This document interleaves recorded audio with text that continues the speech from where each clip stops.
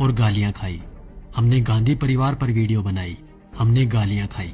हमने मायावती पर वीडियो बनाई, हमने गालियां खाई। हमने हिंदुओं पर वीडियो बनाई, हमने गालियां खाई। हमने मुसलमानों पर वीडियो बनाई, हमने गालियां खाई। अब तो गालियों की आदत सी हो गई है। तो अब हो जाइए तैयार फिर से, क्योंकि ये वीडियो कुछ लोगों के शरीर में घी का काम करेगी और कुछ लोगों के मिर्च का। पर हमारा काम है सच्चाई से आपको रूबरू करवाना। आज की इस वीडियो में हम आपको बताएंगे सत्ता पाने का काला राज, जो मोदी जी बहुत अच्छे से खेल गए। आज से ठीक 7.5 साल पहले हुआ सत्ता संघर्ष, क्या याद है आपको? उस संघर्ष में भाजपा पर कब्जा जमाने के लिए आडवाणी और मोदी के बीच एक युद्ध छिड़ा था। सुलह समझौता राजनाथ सिंह ने करवाया था। नितिन गडकरी ने भी महत्वपूर्ण भूमिका अदा की थी। दरअसल हुआ क्या था 7.5 साल पहले? तो चलिए हम आपको बताते हैं कि 7.5 साल पहले झगड़ा किस बात पर था। दरअसल बात ये थी कि लाल कृष्ण आडवाणी, जो कि भाजपा के सबसे वरिष्ठतम सदस्य हैं, उन्होंने भाजपा के सामने ये शर्त रखी कि वो उन्हें प्रधानमंत्री पद का उम्मीदवार बनाए। लेकिन नरेंद्र मोदी बिगड़ गए। नरेंद्र मोदी ने सीधी धमकी दे डाली कि अगला प्रधानमंत्री पद का उम्मीदवार उन्हें ही बनाया जाए, और वो भी इसी महीने। ये सुनकर सब सकते में आ गए। खबर जैसे ही दिल्ली पहुंची, आनन फानन में भाजपा हाईकमान की मीटिंग हुई।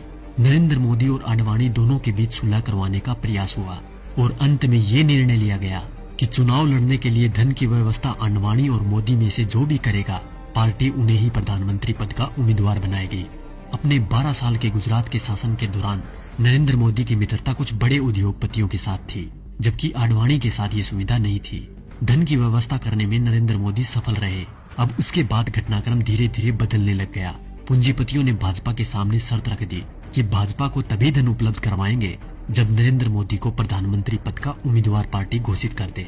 भाजपा को पूंजीपतियों के दबाव के आगे झुकना पड़ा और नरेंद्र मोदी को प्रधानमंत्री पद का उम्मीदवार बनाना पड़ा। आडवाणी नाराज होकर कोप भवन में बैठ गए। उसके बाद धीरे धीरे घटनाक्रम बदला। लोकसभा चुनाव प्रचार के दौरान मुकेश अंबानी ने देश में 22 चैनल खरीद लिए। इन चैनल को ये निर्देश था कि वो दिन रात मोदी का प्रचार करे, उनकी रैलियों के भाषण लाइव टेलीकास्ट करे और समस्त विपक्षी नेता यानी आज के विपक्षी नेताओं पर तंज कसने के लिए कहा गया।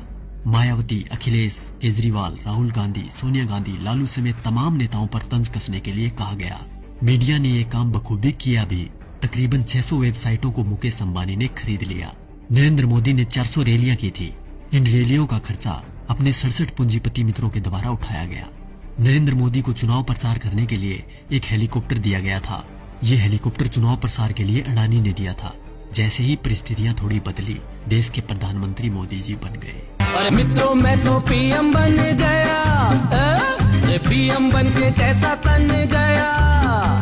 ये विक्ट्री मेरी देखो, ये हिस्ट्री मेरी देखो, जैसे मॉडल मेरे गुजरात का। उसके बाद सिलसिला हुआ कर्ज उतारने का।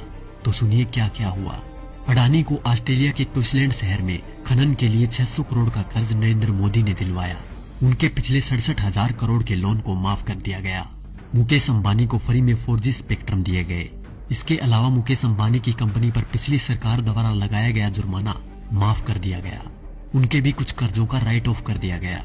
दैनिक जागरण अखबार ने लोकसभा प्रचार के दौरान नरेंद्र मोदी का बखूबी साथ दिया था, इसलिए इस अखबार के मालिक को मोदी जी ने राज्यसभा में सांसद बना दिया।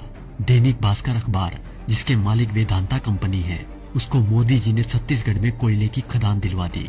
जी न्यूज, जिसने दिन रात नरेंद्र मोदी का प्रचार किया और आज भी कर रहा है, उसके मालिक सुभाष चंद्रा को भाजपा ने राज्यसभा सांसद बना दिया।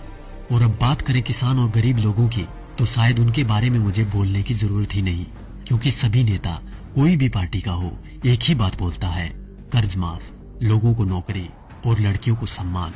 तो क्या हुआ भाई साहब, कर्ज तो आप सभी का माफ हो ही गया होगा और नौकरी भी लग गई होगी, आराम से घर बैठकर खाने की।